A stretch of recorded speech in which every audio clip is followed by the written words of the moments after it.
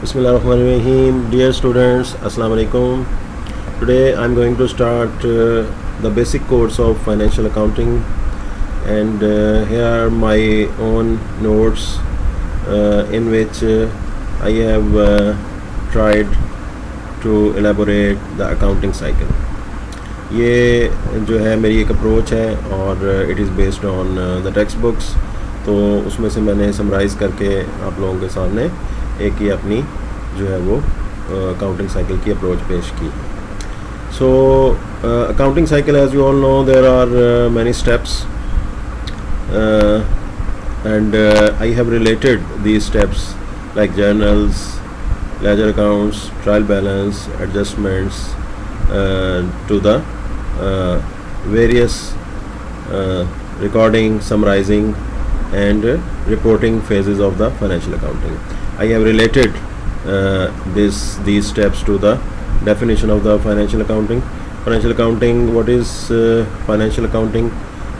We define it as it is the process of recording, summarizing and reporting the financial information which is of some value to the outside world, management, the investors, the government, the tax authorities and so on. तो इसके अंदर आप definition के अंदर जो है different steps हैं. These are recording, summarising, classifying का वर्ड भी बाज़ का यूज़ हो जाता है. Recording, classifying, summarising and reporting. तो इस डेफिनेशन को समटाइम्स ये जहन में आता है स्टूडेंट्स के कि हम डेफिनेशन के तौर पे तो पढ़ लेते हैं फाइनेंशियल अकाउंटिंग को, लेकिन ये कि ये हमारे अकाउंटिंग साइकिल के डिफरेंट स्टेप्स के साथ किस तरह से रिलेट होती है. So let's start. और इस फाइनेंशियल अकाउंटिंग के कोर्स के अंदर मेरी एक और कोशिश ये भी होगी इंशाल्लाह कि जैसे जैसे हम मुख्तलिफ स्टेप्स की जो है वो डिटेल्स की तरफ आते हैं तो उसको एक अकाउंटिंग सॉफ्टवेयर के साथ भी रिलेट करके अंडरस्टैंड किया जाए. और उससे फ़ायदा ये होगा कि जैसे जैसे हम एक बेसिक कॉन्सेप्ट को पढ़ेंगे उसको जो है वो प्रैक्टिकली कैसे हम एक अकाउंटिंग सॉफ्टवेयर के अंदर अप्लाई करते हैं उसको भी देखते चले जाते हैं. So whether we are doing manual accounting और with the help of software like Peachtree, QuickBooks वगैरह, या एक्सेल के ऊपर भी हम अपने अकाउंट्स मेंटेन कर रहे हों, बहुत अच्छे एक्सेल के ऊपर भी मेंटेन हो जाते हैं. तो ये बेसिक्स जो है ये जानना बहुत ज़रूरी है. तो आप देख रहे हैं कि इधर मैंने मुख्तलिफ स्टेप्स जो है नंबरिंग नहीं की बट ये है कि आपके सामने ये रेक्टेंगुलर जो है वो बॉक्सेस बने हुए हैं. 1 2 3 4 5 6 7 8. तो 8 आपके सामने जो है ये स्टेप्स बने हुए हैं. तो इन 8 स्टेप्स के ऊपर जो है कुछ एक और चीज़ भी लिखी हुई है. वो क्या है कि जब भी कोई ट्रांजैक्शन होती है, फाइनेंशियल इन्फॉर्मेशन एक अकाउंटेंट के सामने आती है, एक बुक कीपर के सामने आती है, तो वो फाइनेंशियल इन्फॉर्मेशन कुछ ट्रांजैक्शंस की जो होती है वो कुछ डॉक्यूमेंट्स की शक्ल में होती है. सोर्स डॉक्यूमेंट्स उसको कहते हैं, उसको बिजनेस पेपर्स भी कह सकते हैं, उसको जो है फिर उसको एक वाउचर की शक्ल में भी कन्वर्ट कर लिया जाता है. तो बुक्स ऑफ ओरिजिनल एंट्री में, जर्नल्स में, पहला step number 1 is recording. Financial accounting की डेफिनेशन के मुताबिक it is the process of recording, classifying, summarising. So first step is recording. तो रिकॉर्डिंग प्रोसेस जो है जिस डॉक्यूमेंट के अंदर किया जाता है इट इज़ कॉल्ड जर्नल्स. तो जर्नल्स, जब हम इसकी थोड़ी सी डिटेल में जाएंगे, there are 2 types of journals, general journals and special journals. तो जर्नल्स को डे बुक्स भी कहते हैं, बुक्स ऑफ ओरिजिनल एंट्री भी कहते हैं, बुक्स ऑफ प्राइम एंट्री भी कहते हैं. These are different names for the journals. तो ये जर्नल्स में एंट्री करने से पहले हमारे पास कुछ डॉक्यूमेंट्स होना ज़रूरी है, कुछ रिसोर्स डॉक्यूमेंट्स होना ज़रूरी है.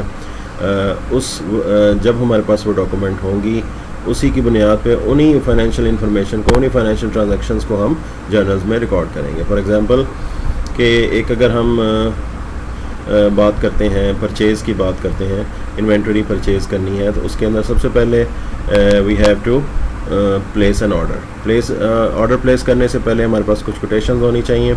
कोटेशंस की मदद से हम आइडेंटिफाई करेंगे कि हमारे लिए कौन सा जो है वो सेलर सबसे अच्छा है उसको आइडेंटिफाई करेंगे, उसके बाद उसको ऑर्डर प्लेस करेंगे।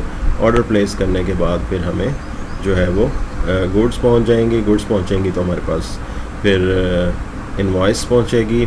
Invoice from the seller purchase invoice कहलाएगी। उस परचेज़ इनवॉइस की बुनियाद पे, जब purchase invoice means demand for money, तो फिर हम इसको रिकॉर्ड करेंगे।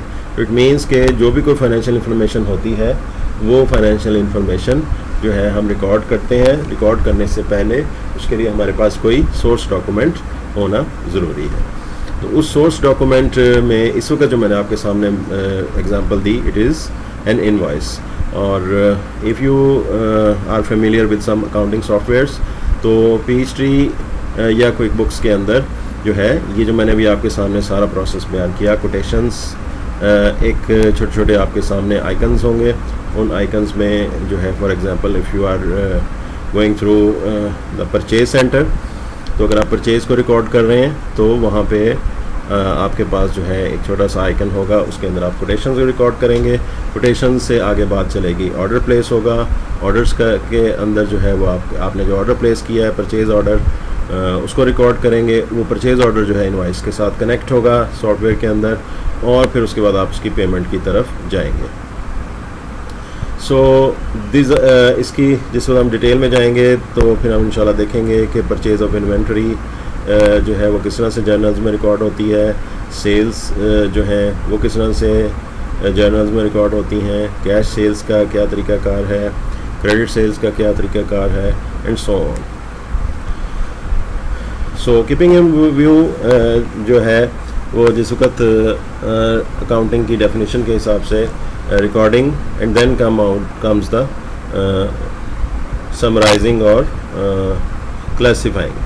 क्लासिफिकेशन यानी कि जो कुछ हम जर्नल्स के अंदर रिकॉर्ड कर रहे हैं, फॉर एग्जांपल एक पूरे दिन में मुख्तलिफ़ कस्टमर्स से जो है वो हमारी सेल्स होती रहती हैं। 5, 6, 7, 8, 10 कस्टमर्स जो है हम उनकी सेल्स रिकॉर्ड करते हैं।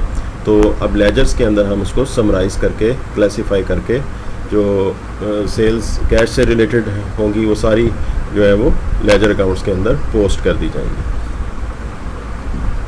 याद रहे कि ये जो प्रोसेस है, ऑब्वियसली जिस वक्त सॉफ्टवेयर्स नहीं होते थे तो जर्नल्स प्रिपेयर करके वहाँ से हम जो है उसकी लेजर के अंदर उसकी जो पोस्टिंग करते थे वो मैनुअली होती थी, और फिर उसमें हर एक का अलग अलग अकाउंट्स प्रिपेयर किए जाते थे।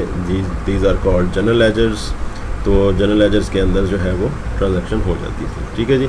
लेकिन अब चूँकि सॉफ्टवेयर्स आ चुके हैं तो जो ही हम जर्नल्स के अंदर एंट्री करते हैं तो वहाँ से ऑटोमेटिकली ये स्टेप नंबर 1 हम खुद करते हैं, 2, 3 तक हमें जो है वो फौरी तौर पे ट्रायल बैलेंस तक जो है वो पहुंचा देता है, सॉफ्टवेयर ही पहुंचा देता है। लेकिन obviously we have to be conceptually sound, तो हमें पता भी होना चाहिए कि ये किस प्रोसेस से गुजरा है। तो ये मुख्तलिफ क्लासेस जो हैं, cash, accounts receivable, prepayments, inventory, these are the current assets accounts. तो ये मुख्तलिफ क्लासिफिकेशंस हो गई। हर क्लास से रिलेटेड ट्रांजैक्शंस को अलग कर लिया जाता है, उनको समराइज़ कर लिया जाता है, उनको इकट्ठा कर लिया जाता है, उनको ऐड किया जाता है। तो उनको ऐड करने के बाद, समराइज़ करने के बाद, मंथ एंड पे ख़ास टाइम पीरियड के बाद उसमें से उसका एक ट्रायल किया जाता है, ट्रायल बैलेंस प्रिपेयर किया जाता है। और उसमें अकाउंटिंग, जैसे कि आप अभी थोड़ी डिटेल में जाएंगे तो अकाउंटिंग के, फाइनेंशियल अकाउंटिंग के बारे में आपको बताता चलूँ कि इसमें जो भी कोई एंट्री रिकॉर्ड होती है उसमें एक उसकी लेफ़्ट हैंड साइड होती है, एक राइट हैंड साइड होती है, एक डेबिट साइड होती है, एक क्रेडिट साइड होती है। So debits should be equal to credits. इसमें जो है काफ़ी डिटेल है, रिक्वायर्ड है। सो ट्रायल बैलेंस एक प्रिपेयर किया जाता है, इसमें debit side should be equal to credit side. क्योंकि अभी हम सिर्फ इसको एक माइंड मैप देख रहे हैं, एक उसका बिगर पिक्चर देख रहे हैं। अभी मैं इसकी डिटेल्स में नहीं जा रहा, लिहाजा अभी मैं ज़्यादा डिटेल बताने से कासर हूँ। But still we are passing through step number 3, preparation of trial balance or extraction of trial balance. Then at the end of the month normally or at the end of accounting time period, it could be a month or a quarter or a year. So there are some adjustments are required, कुछ changes required होती हैं। Again इसमें बहुत सारी details required है, तो अभी फ़िलहाल मैं सिर्फ इसकी यही आपको बताता चलूँ कि ये अकाउंटिंग साइकिल के एंड पे ये एडजस्टिंग एंट्रीज़ की जाती हैं, और एडजस्टिंग एंट्रीज़ जो है वो बताता चलूँ कि जर्नल में की जाती हैं। ये बहुत वाज़ेह रहे, आपको इधर मैंने ब्रैकेट्स में शो कर दिया है, और इधर से देखें कि यहाँ से एक ये रेड कलर की लाइन जा रही है। एडजस्टिंग एंट्रीज़ परफॉर्म करने के लिए we have to again go through the journal. तो जर्नल्स में हमें जाना पड़ता है, और फिर वो तीनों स्टेप्स अगर तो मैनुअली करने हों तो वो मैनुअली होंगे, अदरवाइज़ जो है अगर कंप्यूटराइज है, सॉफ्टवेयर है, तो वो ऑटोमेटिकली जो ही हमने एडजस्टिंग एंट्री की, आपने देखा इस रूट से जाते हुए, अगर हमने उसको जर्नल में उसकी एंट्री कर दी एडजस्टिंग एंट्री, तो वो ऑटोमेटिकली हमें एडजस्टेड ट्रायल बैलेंस पे पहुंचा देगा। ये रेड कलर की लाइन जो है वो यहाँ पे पहुंच रही है। तो ट्रायल बैलेंस में एडजस्टमेंट्स करने के बाद जो हमें हासिल होता है उसका नाम होता है एडजस्टेड ट्रायल बैलेंस। सो उसके बाद एडजस्टेड ट्रायल बैलेंस में हम जो है वो अपने प्रोसेस की तरफ आते हैं, जो कि फाइनेंशियल स्टेटमेंट्स की प्रेपरेशन का अमल है। फाइनेंशियल स्टेटमेंट्स स्टेटमेंट फॉर्म में प्रिपेयर करने से पहले उसके बैकअप पे अकाउंटेंट्स को कुछ क्लोजिंग एंट्रीज़ करना पड़ती हैं, और नंबर वाइज अगर हम देखें तो it is step number 1 2 3 4 5 6। Step number 6 पे हमें क्लोजिंग एंट्रीज़ करनी पड़ती हैं। Again it has been clearly indicated that closing entries are being done in the journal. So again इसका देखें, ये रेड कलर की ये लाइन जा रही है, और ये ऊपर से जाके फिर जर्नल्स में एंटर हो रही है ये लाइन। क्लोजिंग एंट्रीज़ जो हैं अगेन जर्नल में होती हैं, और जर्नल्स के थ्रू पहुँचती जो है वो हमें पोस्ट क्लोजिंग ट्रायल बैलेंस पे पहुँचा देती हैं। तो एक्चुअली असल जो काम था अकाउंटिंग साइकिल का फाइनेंशियल स्टेटमेंट्स को प्रिपेयर करने से पहले, वो हम कह सकते हैं 5 स्टेप्स में ख़त्म हो जाता है, यानी कि एडजस्टेड ट्रायल बैलेंस तक पहुंचने में ख़त्म हो जाता है। आगे हम जो फाइनेंशियल स्टेटमेंट्स को प्रिपेयर करने का अमल है या रिपोर्टिंग का जो अमल है, उसको फैसिलिटेट करने के लिए हमें क्लोजिंग एंट्रीज़ बनानी पड़ती हैं, और क्लोजिंग एंट्रीज़ के दौरान जो है वो इनकम स्टेटमेंट के अकाउंट्स जो होते हैं, रेवेन्यू एंड एक्सपेंसेस, वो क्लोज़ हो जाते हैं। That's why these entries are called closing entries. ये जितने भी स्टेप्स मैं आपके सामने बोल रहा हूँ, 8 स्टेप्स, इनमें से एक स्टेप जो है वो 3-4 लेक्चर्स रिक्वायर करता है, फुल फ्लैज 4 लेक्चर्स, 3 लेक्चर्स। तो ये जो इस वक्त आपके सामने एक पिक्चर शो हो रही है, actually this is a full semester course, और तकरीबन इसके लिए 5 से 6 महीने रिक्वायर्ड हैं कि हम इसको अच्छे तरीके से अंडरस्टैंड कर सकें। तो पोस्ट क्लोजिंग जिस वक्त हम क्लोजिंग एंट्रीज़ कर चुकते हैं, यानी कि हम उसमें जो है वो आर्जी अकाउंट, नॉमिनल अकाउंट्स जो हैं वो क्लोज़ कर देते हैं, टेम्प्रेरी अकाउंट्स को क्लोज़ कर देते हैं। टेम्प्रेरी अकाउंट्स को क्लोज़ कर देते हैं तो पीछे परमानेंट अकाउंट्स बच जाते हैं। रेवेन्यू एंड एक्सपेंसेस और रिटेन अर्निंग्स से रिलेटेड अकाउंट्स को जो है वो टेम्प्रेरी अकाउंट्स कहते हैं, और पीछे बच जाने वाले बैलेंस शीट अकाउंट्स को हम परमानेंट अकाउंट्स कहते हैं या बैलेंस शीट अकाउंट्स कहते हैं। और ये प्रिपेयर कर लेने के बाद, so post closing trial balance बनाने के बाद we are in a position to prepare our financial statements, which is known as reporting phase. So you can see the definition of the financial accounting being applied in the accounting cycle. It is the process of recording, classifying, summarizing and reporting the financial information which is of some value to the outside parties or like some investors and so on. तो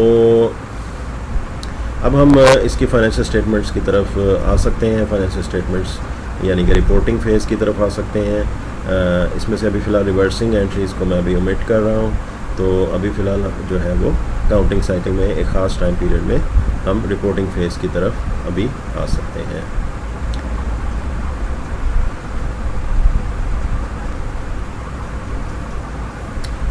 सो reporting phase और financial statements के अंदर जो है वो इसकी details हम देख सकते हैं। इसमें एक जो पॉइंट है उसको फ़िलहाल मैं अभी ओमिट करते हुए, यानी कि सबसे ऊपर आपको नज़र आ रहा है कि एक वर्कशीट लिखी हुई है। वर्कशीट को एक्सटेंडेड ट्रायल बैलेंस भी कहते हैं। This is prepared to help the accountants to prepare the financial statements. ठीक है, वर्कशीट जिसको एक्सटेंडेड ट्रायल बैलेंस भी कहते हैं। ट्रायल बैलेंस को एक्सटेंड कर दिया जाता है, ठीक है। उसमें ट्रायल बैलेंस के अंदर मज़ीद जो है वो कॉलम्स ऐड कर दिए जाते हैं, तो उससे जो है ये 10 कॉलम एक वर्कशीट प्रिपेयर हो जाती है। ये डिटेल के साथ हम इंशाल्लाह इसको देखेंगे।